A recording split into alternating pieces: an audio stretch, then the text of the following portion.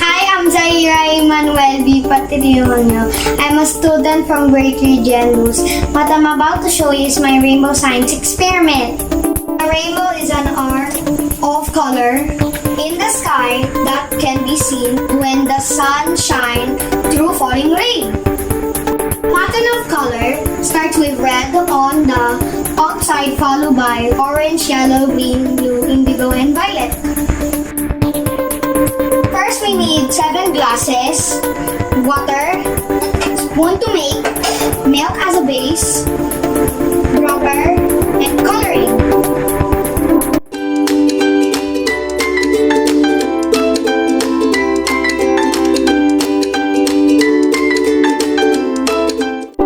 We need to make our primary colors. Let's pour some water.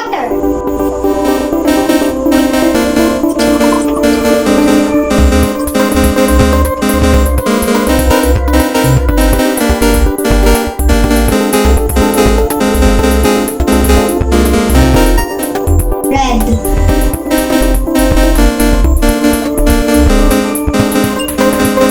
yellow,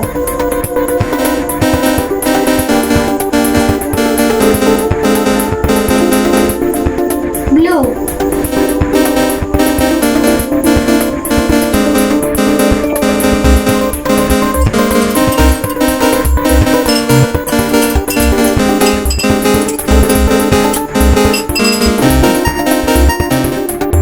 next we need to make color orange. By making color orange, we need to mix red and yellow.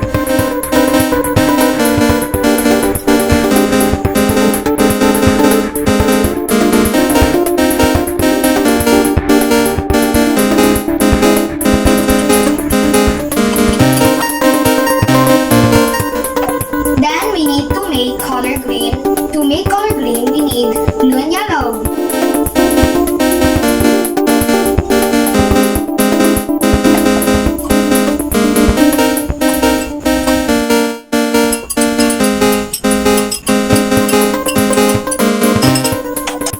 Then we make color violet.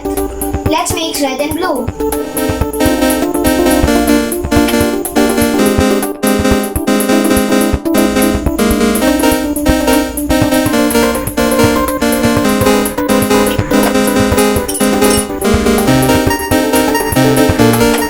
Now we have 6 out of 7 rainbow colors: red, orange, yellow, green, blue, and violet.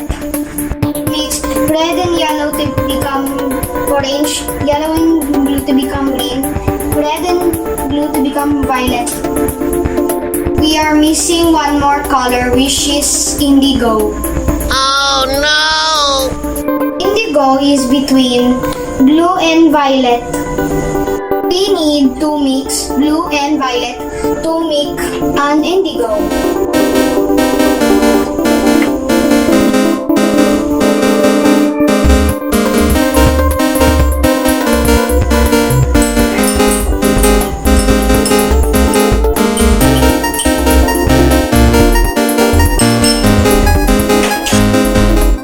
Now we completed our rainbow colors. We got red, orange, yellow, green, blue, indigo, and violet.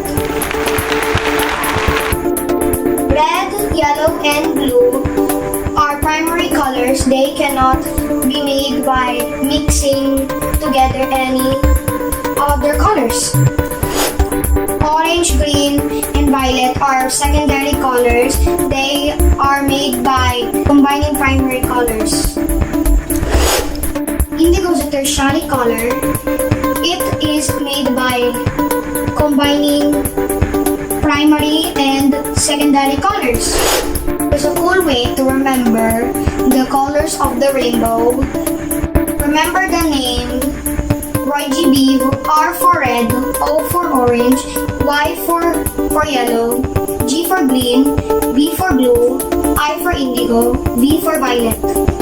You got it! Thank you for watching and goodbye!